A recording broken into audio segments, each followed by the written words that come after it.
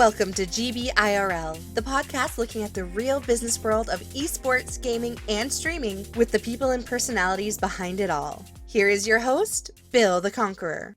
All right, everybody.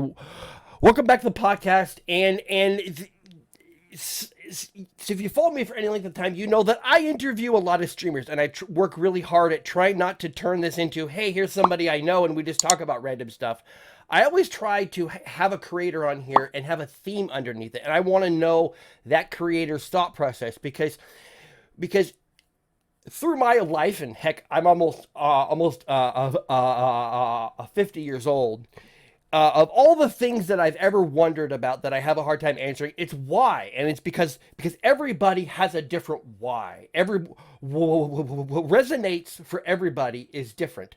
And I think that kind of speaks to the core of who we are as human beings. We have to find our why. We can find the who and the where and the what and the how, but the why is the reason that we spend all this time here. And for me, this episode is really unique because I found this gentleman about, I think, almost a year and a half ago.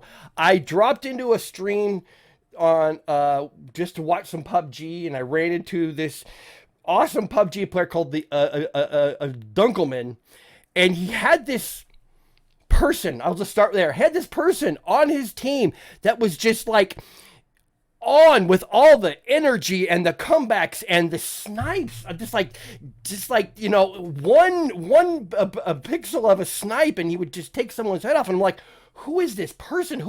I know, right? Who is this individual that just has just like, and I'll freely admit, at my age, I rarely get caught up in the moment. Rarely. And that's because, you know, I've been through a lot of moments in my life. But there was a moment when I watched this man on PUBG, and I'm like, I have to know more about him.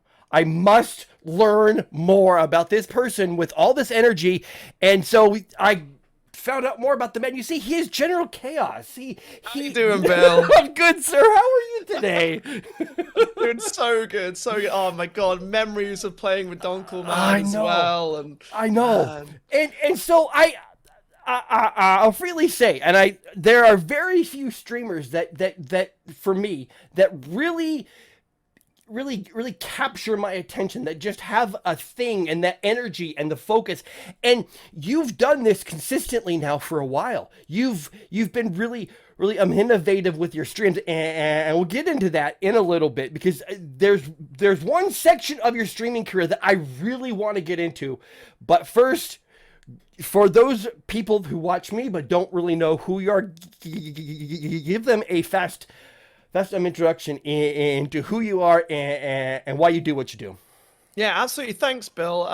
It's been a pleasure, like, being your friend all this time and everything. I'm so happy to be on the pod. But yeah, so I'm General Kaos Live. It's Chaos with a K. And I started, my stream journey started about 3.5 years ago. I've been full-time now for a year, pretty much. In a couple of months' time, it'll be full-time for a year. Yeah, streaming on Twitch the entire time. I kind of stumbled into it by accident, and decided to go full-time during COVID when things were going crazy and everything, and I've never looked back since. I'm from the UK. I stream 5 days a week. I definitely started with PUBG and all those first-person shooters. So Rainbow Six Siege was a big one. I'm super stoked about Battlefield, but I also like story-based games and just chatting and ways of communicating with people and communities and everything. So that's kind of a little bit about me and my channel. So high energy, hype, and good vibes.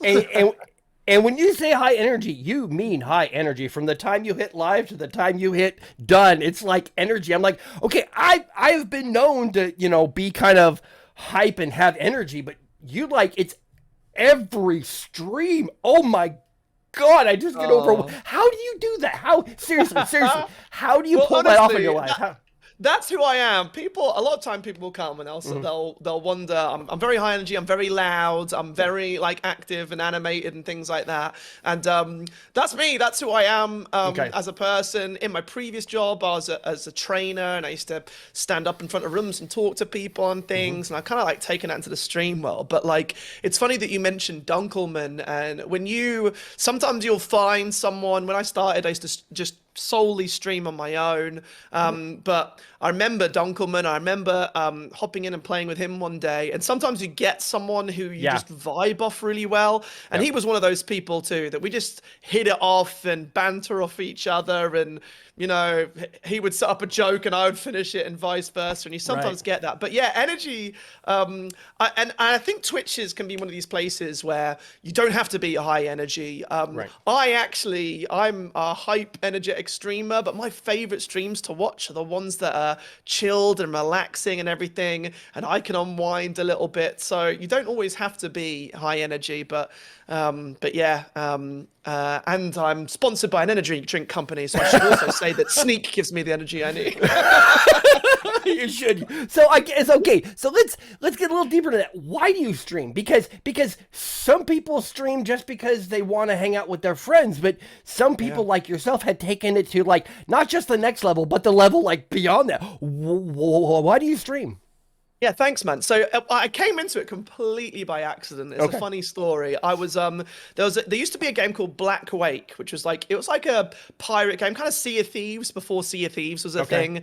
And I used to play online all the time with my friends, and I used to sometimes just go on anyway. And what you see on stream is who I am off stream. So I was playing one night on my own on this server, and it's basically a pirate game. You're on a pirate ship, other people on pirate ships, but you can take turns being the captain. And when you're the captain, you give all your crew orders.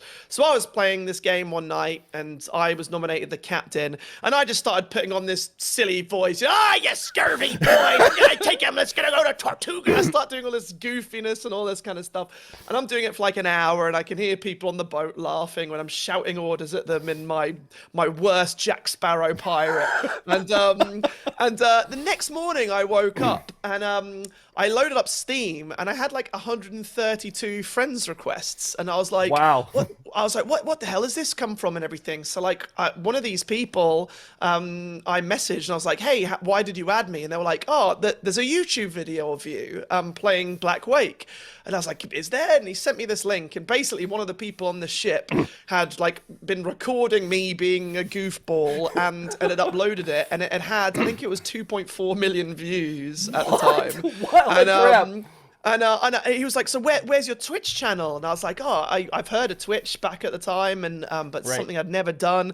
And then I had a few other messages. Hey, what's your Twitch? What's your Twitch? And I was like, maybe I should start going on Twitch, and you know, this video could be my video, you know? So that's how I kind of stumbled into it. So then, yeah, as you say, PUBG, I was playing that at the time. It was a hot game. So I loaded up, and it just kind of went from there, Bill. So like many months of streaming to no one on your own, getting used to talking to yourself and everything. And it just escalated from there, really. So that's how it started. Okay, so you start streaming. Those first few streams, how were you nervous? Were you like, okay, I'm here, what do I do now? What was going through your head?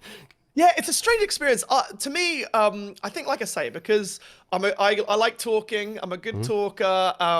My previous job as a trainer, you stand up and talk all day. So I had no issue with the talking side of things. It became, and when I first started, there's no one in your chat. You know, it's very obvious. You got your little logo that says 0 viewers or whatever, or 1 or 2 viewers.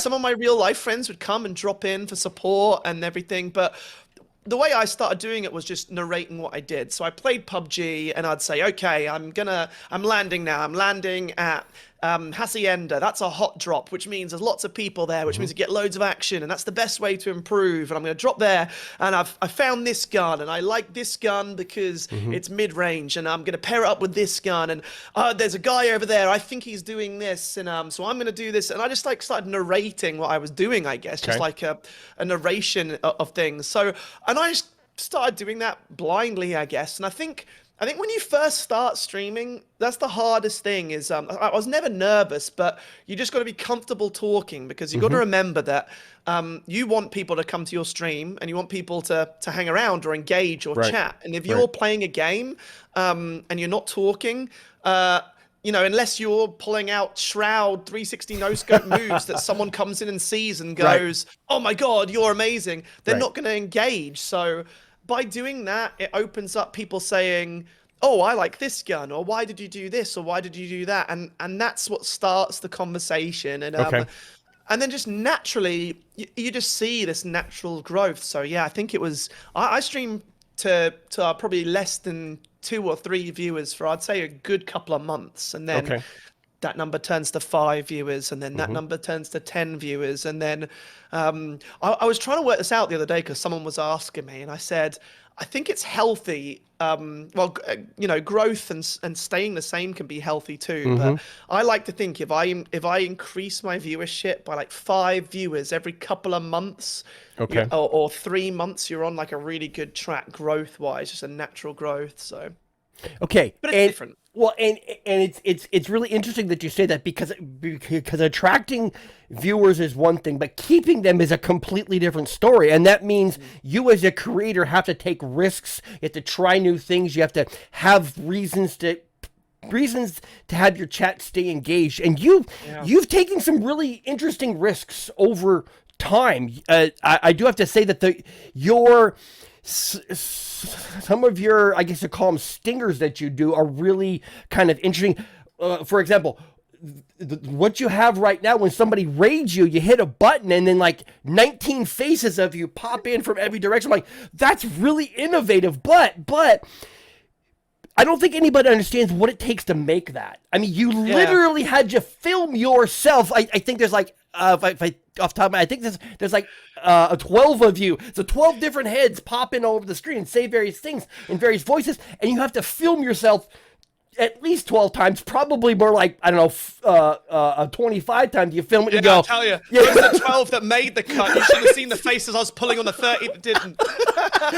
and see, that's the thing right there. That's the thing right there that a lot of people don't understand about Twitch is you spend a ton of time off stream kind of playing with ideas like, no, that blows. Oh, that's actually kind of interesting. Let's see where that goes. And you're extremely creative and you take a ton of risks. And for a lot of people, taking risks is hard because they don't want to fall short. And so I guess my question is, how did you develop that confidence in yourself to go, I'm going to do this, I'm going to put my best into this just to see how it lands with the audience? Yeah, I think it's interesting that you mentioned the raid one as well. So I decided a while ago, I thought I wanted to do something that kind of like stands out a little bit. And your alerts, so, people follow you and everything like that. So your alerts come on, and that's like the first engagement you have with someone when they hit follow or if they come in on a raid. And I actually think if I had advice for anyone on, like, say someone's going to spend time making a trailer or an alert or something, in my opinion, the raid one is the most important, because when someone... If a channel raids you, let's be honest with Twitch, people will make their mind up if they're going to stay on your channel in 15-second gap, probably. When a raider raids you, they know the streamer that they're raiding with. They don't know you. You're a complete stranger. So that's normally when they would go, okay, the person that I watch and enjoy, their content is going offline. I'm going to go and click on someone else that I know. So you've got such a short window. And that's why when you get raided, you can get raided with 100 people. And in the space of 2 minutes, that number down to 20 or whatever. So I thought to myself, I'm going to make something silly for raids because, that's in my opinion, that's something I really want to capture people, try and get them to stay, get them to hang around. And then if they get to know you, they'll hang out. So I made that, goofy raid thing, and it took loads of takes and loads of filming and everything. My degree at university, I worked in media and film production, so editing and filming and stuff. So that kind of helped. I used a little bit of my background from that. But and people liked it. And it's funny exactly what you say about working I tell you what, with some of my alerts, the ones that I spend the most time on, it's just the same as a content creator on TikTok or a content creator on YouTube. Right. The things that you work hardest on and pour loads of time into, sometimes they can be the ones that people don't engage with. And then some weird one that you did in a few seconds off the mark, that's the one that hits home. Same as like a TikTok or a YouTube video. You could edit something, make it brilliant, add all these things, and it gets however many views, like a low viewership, and then you can have the one that you just uploaded, which was a 7-second clip of you doing something on live stream, and that goes viral. So there's no rhyme or reason, I suppose, but the reason why I did those alerts and did those things was I want to engage with people. I want people to hang around and stay, and I think when you're a streamer, your selling or your brand is your personality. And some people aren't going to like you because the way of the world, not everyone likes every single type of personality. So I thought, I'm going to use my alerts. I'm going to make them me, goofy, loud, high energy. And if people like that, they'll stay, and then they'll get to know me, and maybe they'll become followers, and it branches out like that, But I think it's really important to be yourself and to put yourself out there. And that's what I was kind of trying to do with those alerts, I guess. But and then risk-wise, I suppose the biggest risk I took was, deciding to go full-time or whatever. And, it took a lot. It took people encouraging me, and it took people, I definitely needed other people to tell me to do that for sure. Okay, and that's it's really interesting that you say that, because I remember a time, and I'll freely say that, so this a coffee mug that I'm holding right here. This is the General Kaos coffee mug that is sure to become a collectible as General Kaos becomes more and more popular, because I bought this very early on in your career. And I will say this, the reason I bought it was you had a time where you were streaming and you lost your voice. You totally lost your voice. But you still stayed on stream and you didn't talk, but you had like a whiteboard and a marker, and you just I did a mime costume. You had the mime costume, and I'm like, this is some of the most innovative thinking, and you, and it wasn't just like you were doing it, you were dedicated to this. You, like, your facial expressions were like you turned those facial expressions up to 11, and you just totally sold the fact that you were reacting, but you couldn't talk. And I'm like, now that's brilliant. And that's part of the reason that I bought this fabulous mug. And it has this saying that you used to tell. So I've been to your streams, and you used to say this when you got followers very early on in your career, but you haven't done it too much lately. And it's probably because you have so many followers that if someone follows you, it takes a long time to do it. But I want to point that out. I want to point out the fact that you took what you had, like when we lost your voice for a couple of weeks. You took what you had, and you're like, I'm going to keep doing it. I'm going to keep going. I'm going to be innovative. I'm going to try to be something else to stay engaging, because I'm on a good track and I want to keep going. So I guess take me back to that point where you realized, I can't talk, but I got to stay on Twitch. I got to keep doing this.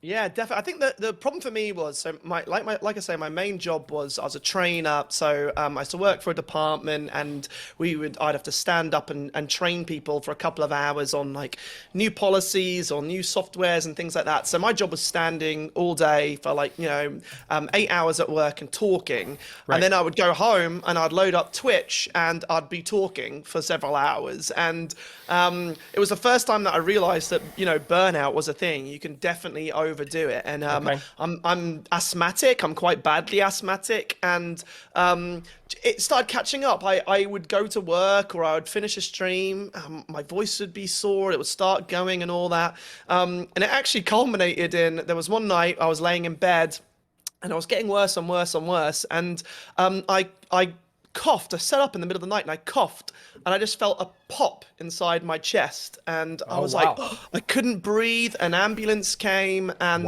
it turned out I had pleurisy, which is where your lung lining basically deteriorates over time. And it was a mixture of my inhalers and overdoing it. And I basically went to see this specialist, a throat specialist who did an endoscopy and everything.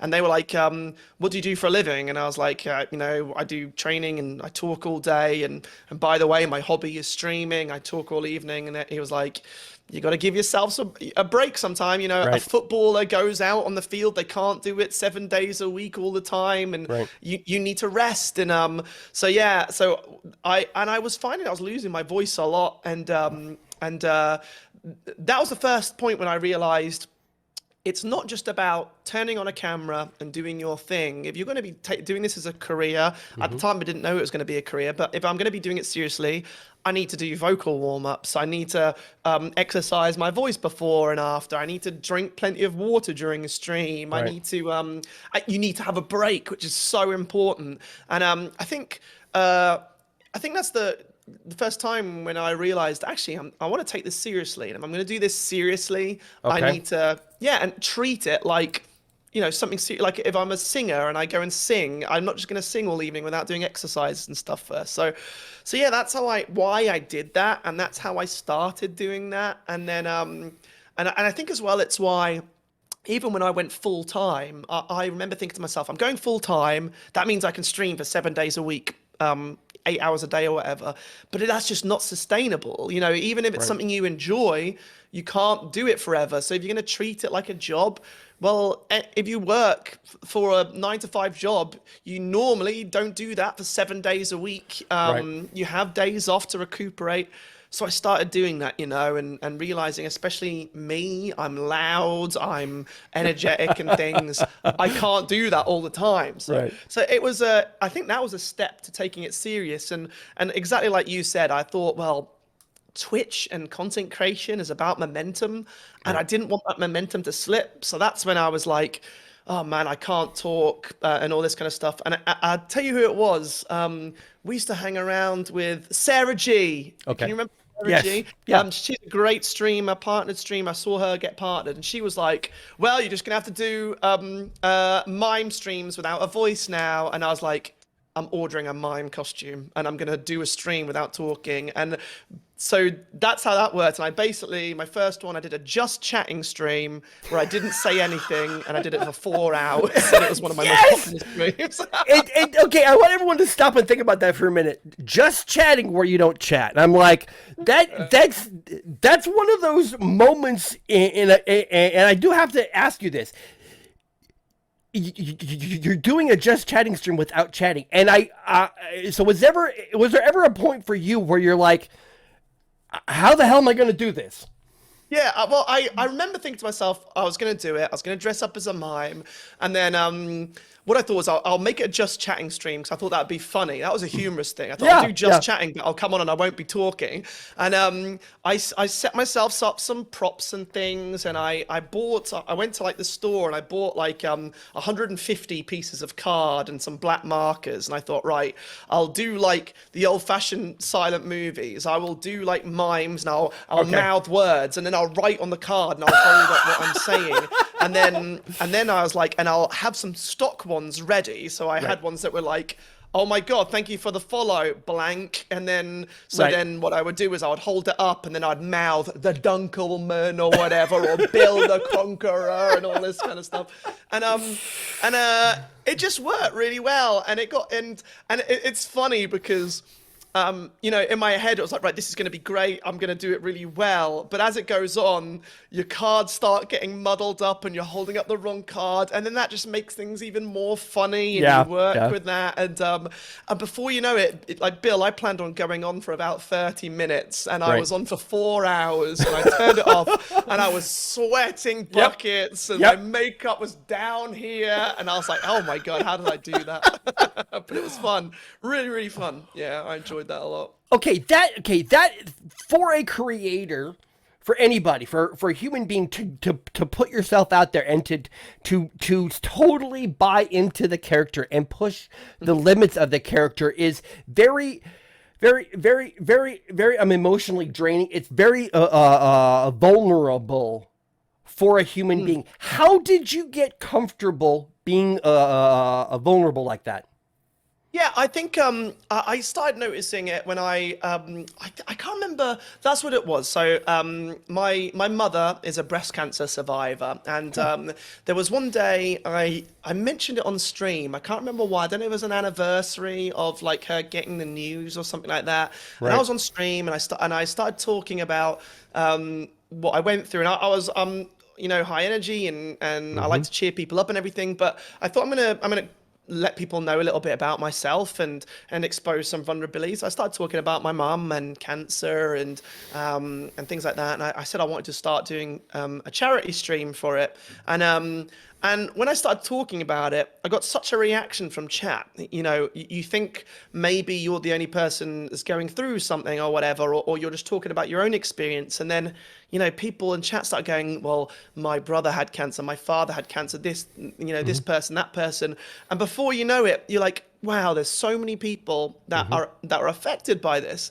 So I started being a little bit more open about that kind of thing and realizing it's not just about games and things. And I started Right. doing occasionally, like at once, a few times a week, I'll do a just chatting stream and I'd talk about mental health or talk about, something that's been getting my asthma or cancer or this or that. And before I knew it, like, my stream, I still play games now, but Right. people that come to my stream regularly won't believe that. I normally am just doing just chatting and things like that. And I Right. think it's a great way of engaging with people and getting conversations. And you really get to learn more about other people and you put yourself out there on a plate. And like I said before, I remember when you were talking about taking risks and everything. I remember how hard it was when I just played PUBG. Right.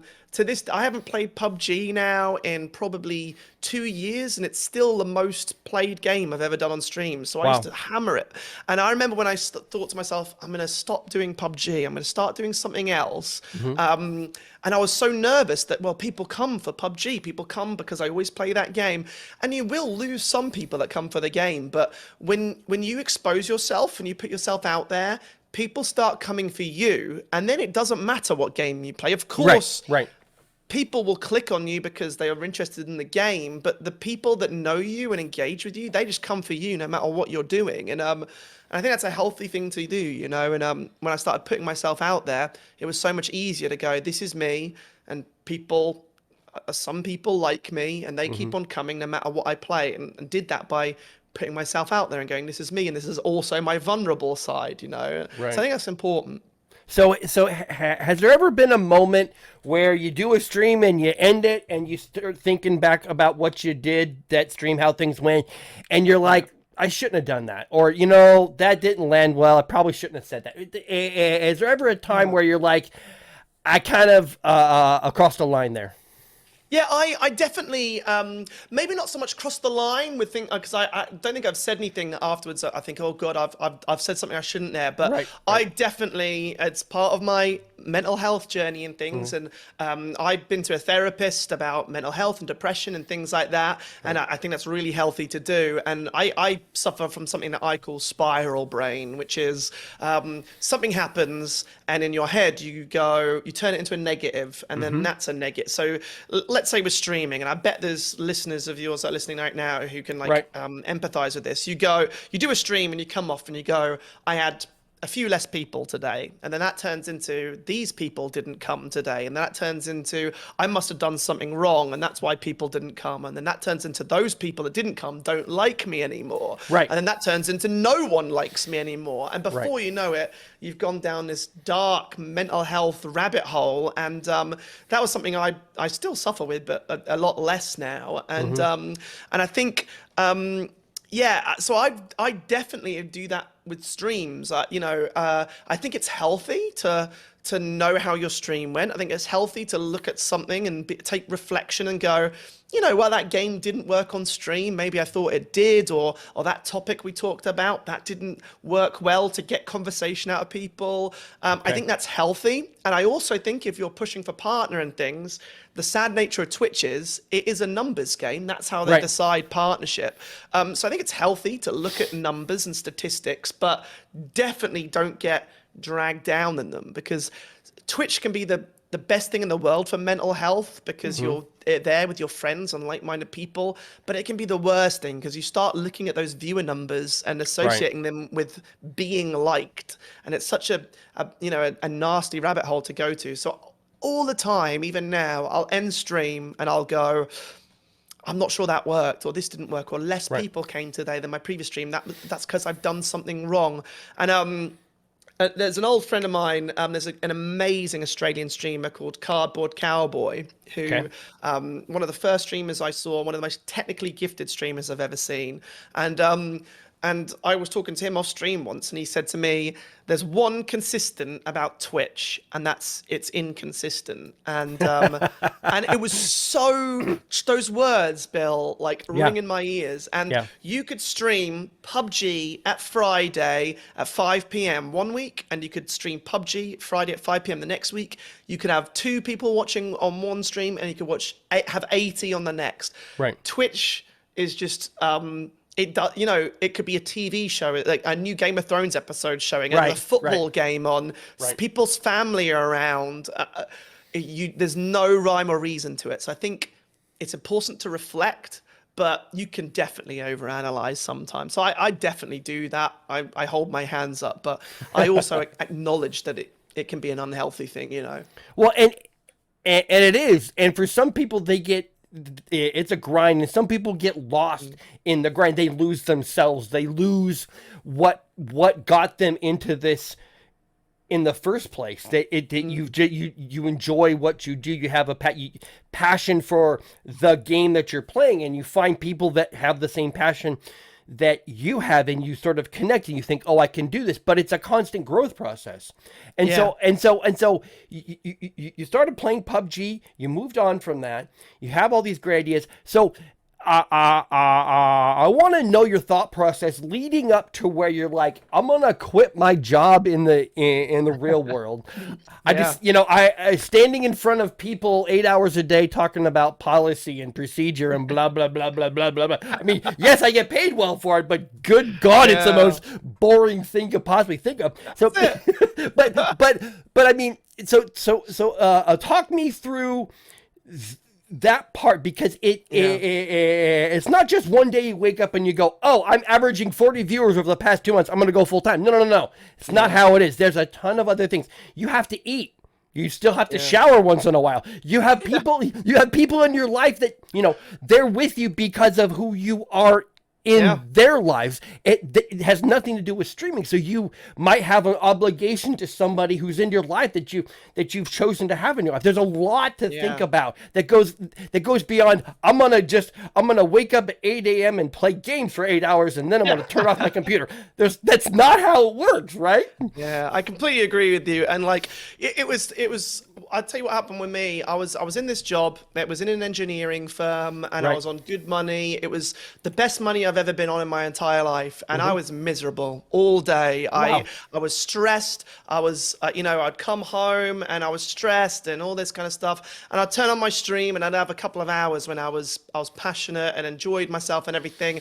And it was people say money can't buy happiness, and I used to always think to myself, yeah, rich people say that, but I'd have that or whatever. But it was the first time I started realizing, you know what, I'm not happy. I'm the most. I don't have to worry about bills and things like that because things will get sorted. I'm comfortable. I wasn't rich, but I was comfortable. But I'm miserable, and I get this enjoyment from Twitch and being on there and everything.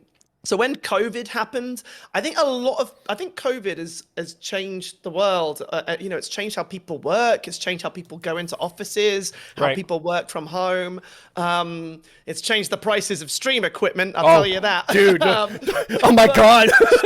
Everyone is working from home now, so all the microphones and cameras have been Yep. bought. But Yep. but yeah, and I was basically, so my firm like furloughed people and said, right, we're gonna shut down for a little bit. People have to work from home. Your pay is going to be dropped, but do what you want for a while. And I was like, well, you know what? I'm going to see. I wonder what would happen if I started streaming for 6 hours a day and see how that works. And that's what made me start doing it. And and it started working, and numbers were going up and things like that. But I was like, man, I can't take the risk. It's too risky. The problem with Twitch is it's not a steady income. You can have a day when you don't earn anything. You can have a day when you earn enough for a week or whatever. Right. I was trying to figure out what to do, and I had family and I had my community who were like, well, people were telling me, if you want to do it, you go for it. You're good enough. Try it and all that kind of stuff. But I said, no, I'm not sure. And I actually phoned my brother. And my brother is he's really made it in life. He's works. He's high up in Amazon and things like that. Okay. And I phoned him up to root me. I phoned him up to tell him this stupid idea that I was thinking about going full time. And I knew this, no nonsense businessman, big brother of mine would tell me, what a dumb idea. How are you going to pay the bills, whatever. And I phoned him up and he said to me, he's like, well, I'll tell you this. He was like, if you don't do it, in 10 years time, you'll look back and go, man, I wonder what could have happened if I'd have done that. And he was like, if you try it and it works, then you're doing something that you love every day. If you try it and it fails, then you can find something else, and you'll always know you gave it a shot. And I was like, oh my God, I wasn't expecting you to tell me this. I thought you were going to tell me how dumb I was and how idiotic and the young, energetic brother. And that was like, I think the final step to going, you know what, I'll give it a go, because I like I said, I went to therapy and things, and I found out that I wasn't happy and I needed to change things. And I thought, screw it, I'm gonna make a change. I'm gonna quit my job. It's scary. If things go wrong, I'm confident enough in myself that I will try and find something else. But I don't want to live with a regret. We live once, Bill, and you may as well go for it. And I did it, and I haven't looked back. And I'm not gonna lie, there's definitely times when you think, oh God, like, can I keep on doing this? Like I say, it's not like a steady income. You can have, weeks where it pays off and weeks where it doesn't. But I'm happy every day. I log on and I'm happy. I log off and I'm happy, and it's paying the bills now. And as long as it's doing that, I'm willing to keep on going. And one day things might change, and I go, actually, there's been a month or two when the bills aren't getting paid, and this is becoming dangerous now. Maybe I'll get a part-time job, or maybe I'll get a full-time job. But that hasn't happened, and things are still going well. So, hey, I wanted to be in charge of my own destiny, and I didn't want to live with regrets. That's why I did it. And it was a tough decision, and I applaud anyone that makes that decision. And I also applaud people that don't make that decision, right? I applaud people that go, no, that's not safe. I'm not going to do it. But I think that if anyone's thinking about it, they should just sit down and honestly think about it and weigh it up and make that decision, See, and I've always said there is no great story. There's no great journey that starts with, hey, remember that time that we almost did that thing and we almost decided, no. Sometimes you just got like, this sounds horrible. See, I love this story, the little bit about your brother who's, obviously done very well for himself. He's like, look, here's the thing. Do you want to live with regret for the rest of your life? Do you? And if you don't, then do it, because you said it, that you get one shot. You get one shot at this, and there will be opportunities that come to you, and if you don't grab them, they're gone. They're gone forever. Absolutely. And for some people, they just don't have it in them to take that risk. Maybe they have children. Maybe they have an obligation to a spouse or somebody in their family, and they can't do it. Okay, but and that's fine. You decide what is best for you in the moment. Absolutely. But I will completely agree with you. There is nothing like living with the regret of what if I had done it at that time when I had the chance. And and that's the thing. One of the things I've learned as I age is experience is a wonderful thing, because you can always share that with other people, and that's why I had the honest. I want to understand that thought process of, okay, it didn't just go from one day I'm averaging 22. I'm going to go full time. No, that's not. It's not how it works. It's not how anything works. And so, okay, so that last day at your job where you're like. It's like, you know, you walk out the door with your middle fingers in the air like, screw you guys, I'm out of here. I mean, okay, I'm sure that probably didn't happen. But so that last day of work, you get up in the morning, you're like, this is it. This is the day. I love the people. They're great, but it's time for me to just go, and I'm going to do my thing. Walk me through that last day at your job where you show up in the morning and you know this is it. Yeah, it was funny. Like, I'd made the decision and I thought, right, I'm gonna do it. I'm gonna go in. I'm gonna hand in my notice. And you know, my work colleagues knew that I did this streaming thing. You know, because I'd talked about it in training and things. And I thought to myself, right, you know, I'm going to do it. I'm going to go in, I'm going to do it. And I went in, and it was funny because I had a boss, and she was a wonderful woman. She was like, you know, she was very good at it. And I thought, oh, she's going to be so disappointed because she's helped train me up for the last couple of years. And she knows that I'm good at this job. So what's it going to be like when I say it? And went to this office with her, and I said, like, you're going to hate me for this, but you know, I do my streaming and it's been going from strength to strength. Well, I've decided I want to quit, and I'm going to do that full time because I don't want to live on regrets. I don't want to wonder what if things are going well and all that. And I was like, I was trying not to stop talking because I was worried about what she was going to say back. And I stopped talking, and it was so funny, Bill. Like, she was like this, you know, director in training that had been there for years and everything. And I stopped talking, and she went, I'm going to let you into a secret. And she was like, you know, I had decided that she did sailing in her spare time, and she was like, I'm going to let you into a little secret. No one else has got to know about this, but I decided I'm going to quit my job as director of training because I want to sail the world in a few months' time. So you know what? Let's both live our dreams, and I applaud you for it. And I was like, wow, like, and it just shows, you know, she was, you know, this woman in her 60s, and you know, at any time in your life you can go, I want to follow this passion, or I care enough about this that I'm going to do this. I'm going to take this risk. So I went in expecting, I think we're our own worst critics and we're our own worst nightmares. And every stage of my decision to go full time, I assumed other people were going to be critical, and other people were going to say no, and other people were going to say you're stupid. And every single time I was just affirmed by people going, that's a good idea. That's a good idea. That's a good idea.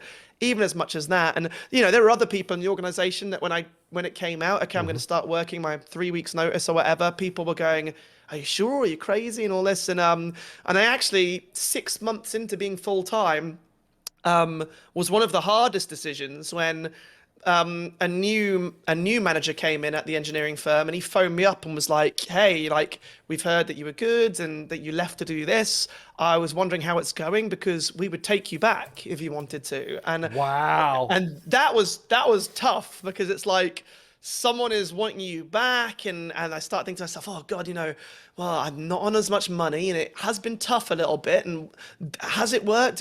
Should I do it or should I not? And I think that was the harder decision than deciding to go full time was deciding to stay with it.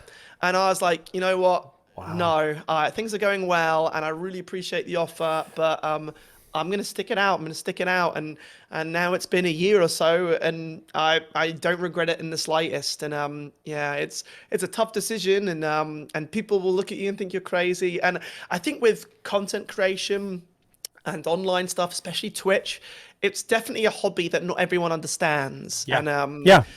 it's definitely not in the mainstream. It's getting that way, Bill, but like, as someone that's talked about esports and all this kind of stuff on your podcasts, Yep.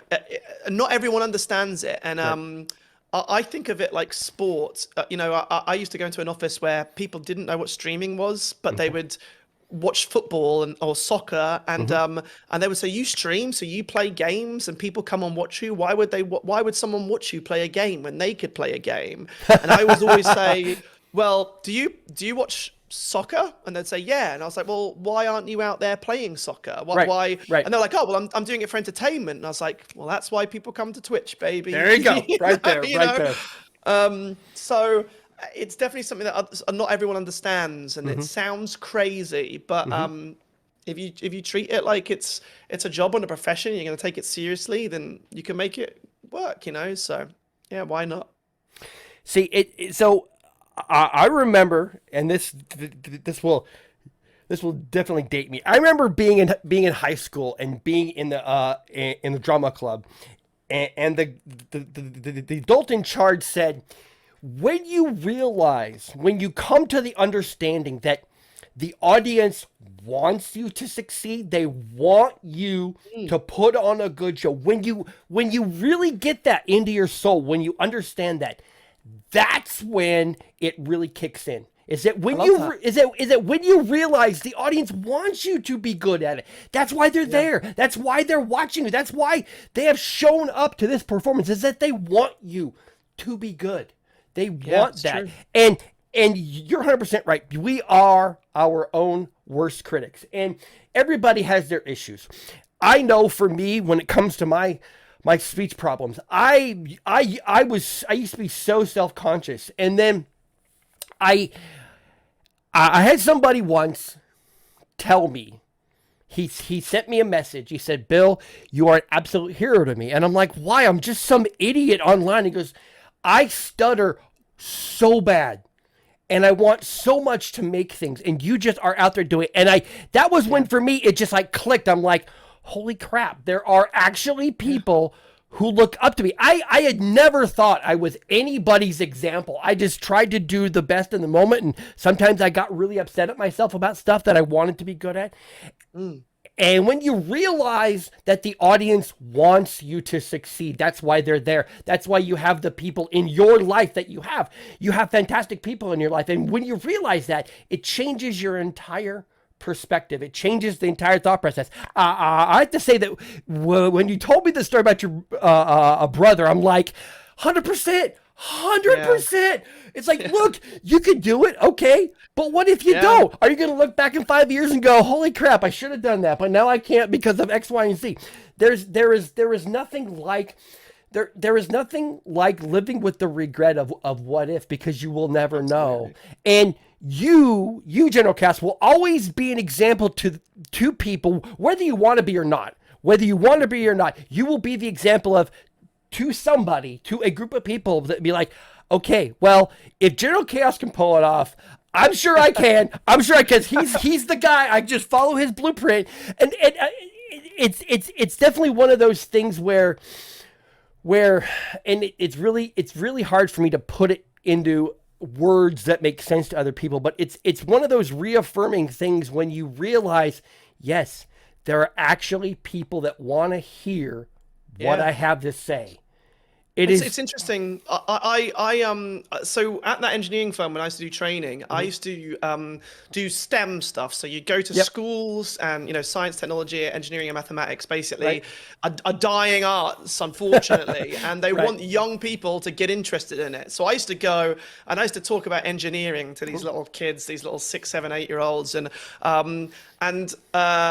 this is why you should have people from different backgrounds and all these works, because I would go into these schools and you start talking to someone. I remember when I went in and it was all talking about towers and bridges and stuff, and these kids might not be interested, and I would go in and I'd go, who here plays Minecraft? And everyone's hand goes up. Who here plays Fortnite? Everyone's hand goes up. Okay, so when you're playing Minecraft, you build structures, you build this, you build that, and all this kind of stuff. When you play Fortnite, what shapes are strong? You build triangles and ramps and all that kind of stuff. Well, this is newer.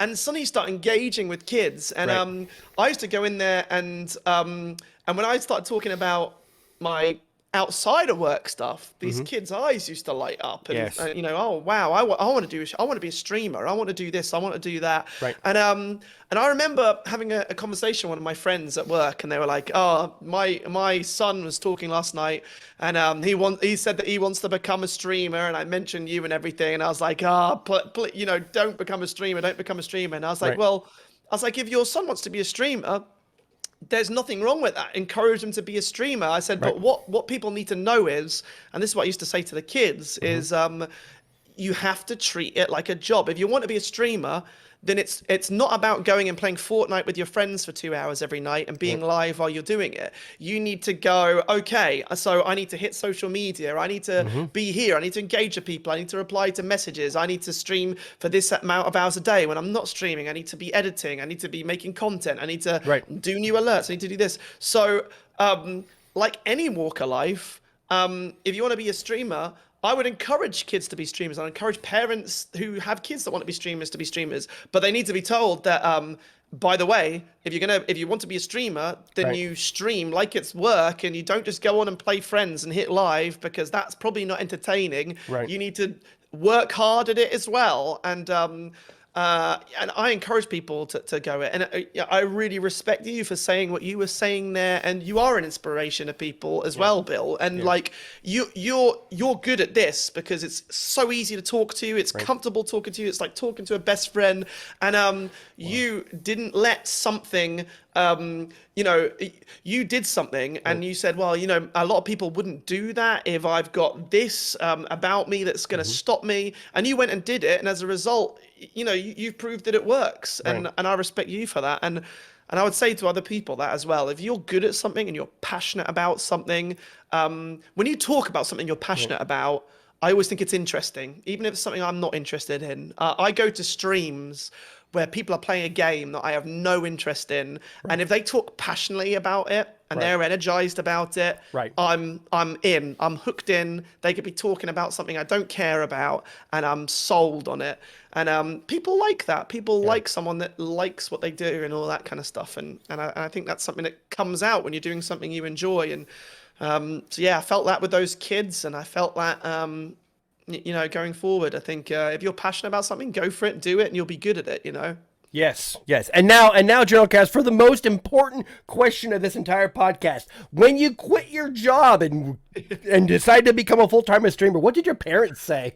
The same thing. So I was like, oh God, I'm gonna have to tell, my mum, who my parents are elderly. There's 10 years between me and my brother. It's almost like I was an accident, but I don't like to think that. And I was like, I'm going to tell my parents who are now in their 70s that like, I'm quitting this job that is paying for the house and has I've got a car and I've got things to pay money and everything. That I'm quitting to them play games online all day. And I told my mum, and I was like, Mum, I make this decision. I'm going to quit and I'm going to do this streaming thing. And she was like, I know how much enjoyment you get from it, and I fully support you. You go out there and do it. And again, another person that I thought was going to be, no, don't be silly, don't be stupid. And she was like, life is short.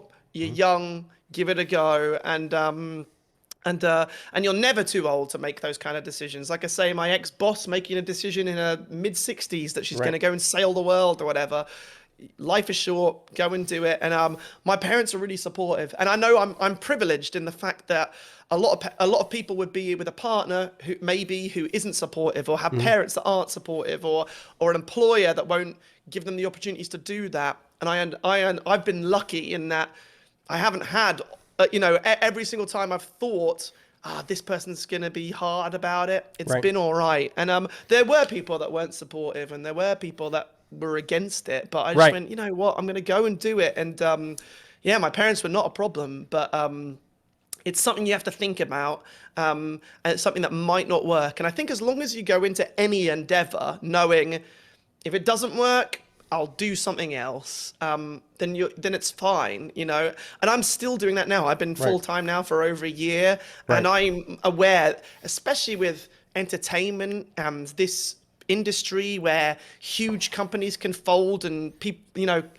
and the backing of companies that bring out Mixer and stuff like that, and then it disappears a week later and things. Right. I'm aware of how volatile this industry is, and I'm aware of the fact that tomorrow it might all end and people won't come, or the platform closes, or things change. Right. And when that happens, if I have to hang things up and do something again, I can do it knowing I gave it a shot and I enjoyed it.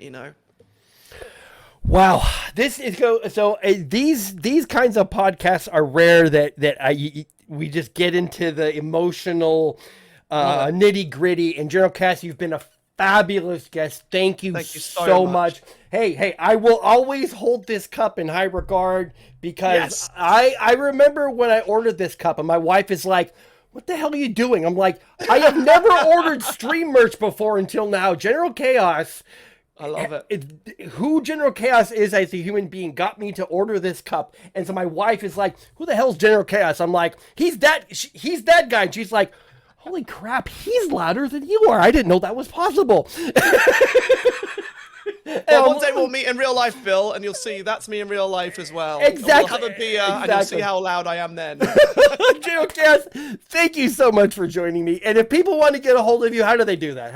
Yeah, I am General Kaos Live. The Chaos starts with a K. General Kaos Live on Twitch, General Kaos Live on Twitter, on TikTok, on YouTube. So that's General Kaos Live. Come and see me, and I look forward to welcoming you. All right, everybody. You see the information on the overlay right there. General Kaos, you're a fabulous human being. Thank you for being here. And thanks a lot, man. You got it. Thank you, everybody else, for tuning in and watching. Please do like, share, subscribe. Also, go to GBIRL.com. You'll see some audio versions of podcasts that I do called GBIRL Raw. You'll see some older YouTube videos that I've moved to the audio version. You'll see all that stuff there. Please do download a couple of episodes, and I'll see you soon. Thank you for tuning in today. You can find links to everyone on the show in the description below. Check out Bill the Conqueror on Twitch and Twitter to stay up to date on his thoughts and ideas about gaming culture.